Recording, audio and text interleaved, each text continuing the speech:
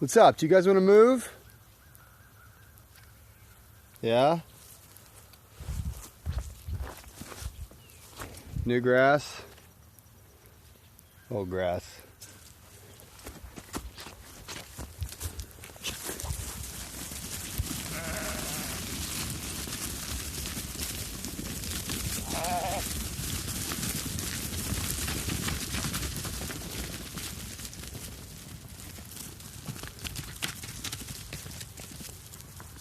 What's up, slackers? What are you doing, Gimpy? And that's it.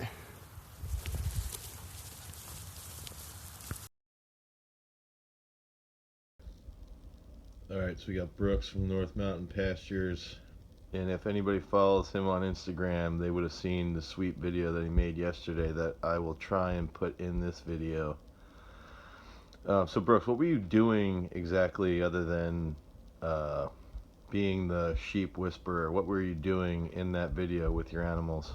So that is the daily move, moving animals from one paddock to the next. And so I don't know if you could see it in the video, but there's this stuff called Electronet, which is a portable fence that we use. So we have big paddocks that are divided up in, or big paddocks that are surrounded by permanent fence.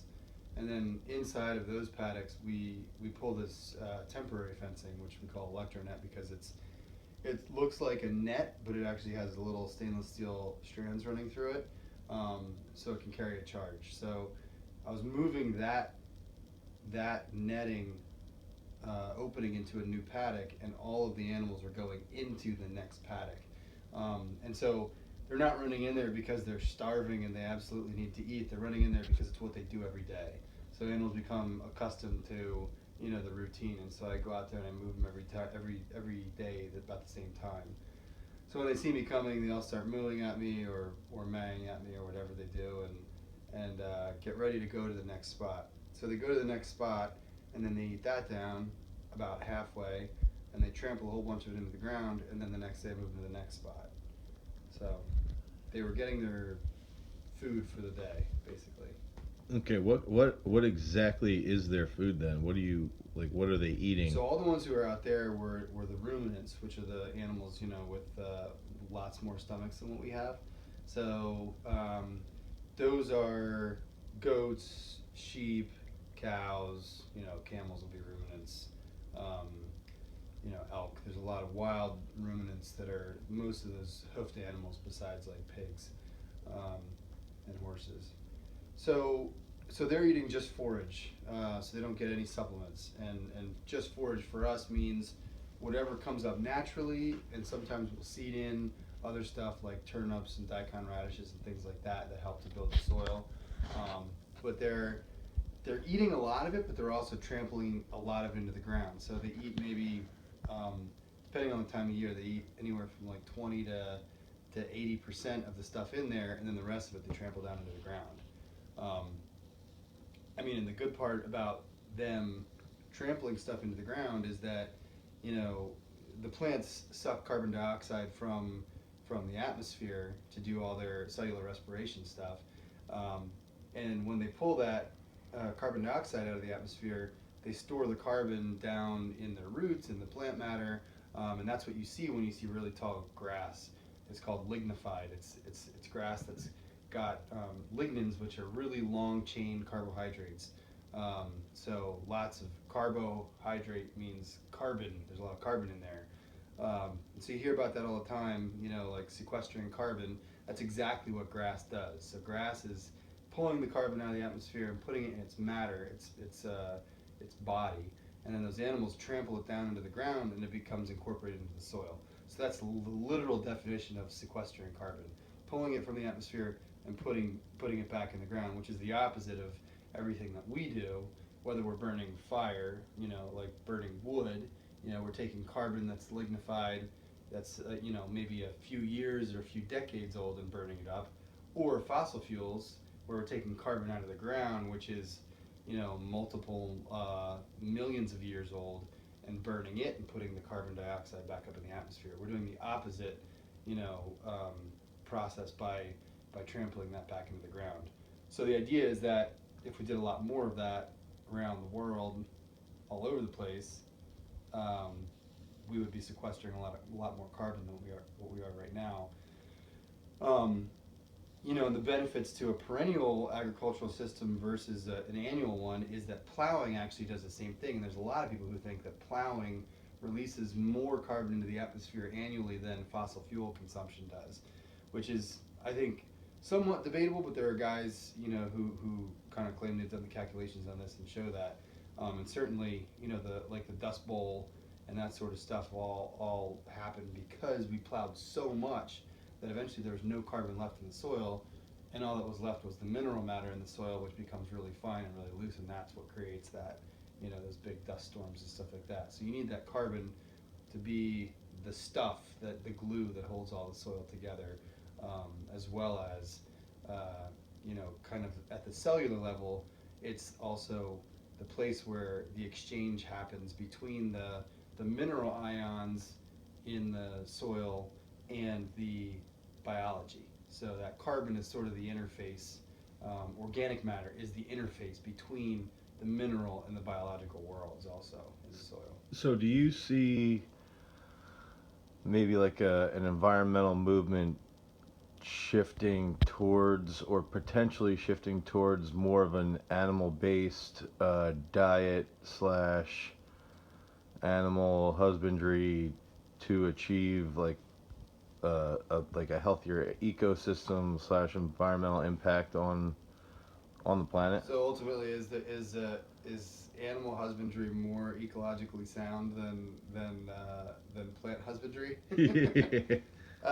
Yeah, I think that diversity is the key. I think shifting away from like the especially the monocultural system of farming. Sure. Yeah. Well, so there's the perfect thing, and that's like that's the big argument if you're going to be a vegetarian or a vegan is 90% of the corn in this country goes to feeding animals, which is total bullshit. It is stupid. And so I completely agree with that. I think that's one of those places where a responsible, ecologically minded protein farmer, so I would count dairy in there too, not just a meat farmer, but somebody who's grazing, would totally agree that those animals shouldn't be eating corn because there's so much waste, there's so much transportation, not to mention all the political stuff behind the corn industry and subsidies and just the fact that we built the entire economy of our country on this one plant, but for the sheer ecological reasons, we shouldn't be growing all this stuff to feed animals, especially ruminants. We should be feeding some of it to chickens and to pigs, but more than 80% of it goes to beef, which is insane. So something that you could put on your website or maybe a link in the YouTube video is this study that one of our CSA members did. We took all of our records for a year and figured out what was our actual output of meat per acre that we produced, including all the hay we used, including all the bought in grain. So we use 85 acres on our farm, but we also use, let's say 40 tons of grain per year for chickens, and that grain takes X amount of acres to produce. So we calculated in all of the acreage that we had to use to produce the total pounds of meat that came off our farm. That's not hanging weight, that's like take home usable meat that we had at the end of the day. And what we found was we produced 450 pounds per acre of meat, which sounded really great, but we didn't know, if you extrapolated what it would be. So the USDA divides up agricultural use into grazing land and farmland. So farmland would be cropland, things like that. So the grazing land is way smaller than the amount of cropland because not a lot of people graze. But if everyone in this country ate 1 pound of meat per day, which is way more than kind of the poverty levels that even me, I don't even think I would eat a pound of meat a day. So the normal kind of what they say is a good amount for everybody is like a third of a pound a day. That means like you're doing a good job producing enough protein for everybody. So if everybody had a pound of meat per day in this country, we would use all of the grazing land currently used for everything, for the corn that we need, for the grazing ground that we need, for the soybeans that we need, and that was 3 years ago. So obviously every year we're getting better and better at what we do, and so we're getting more efficient, producing more meat per acre because we're producing more forage per acre also. So I think that number could totally shift. It's just one of those things where, we have to have enough farmers to be able to produce that data to then show to start to make policy decisions from that. At some point, you have to say it's ecologically irresponsible to be feeding animals corn when you can do this, when you can do that same thing on just grazing ground, or way better on just grazing ground. Right. All right, so thanks, Miller, for the nice discussion on animal grazing and saving the planet.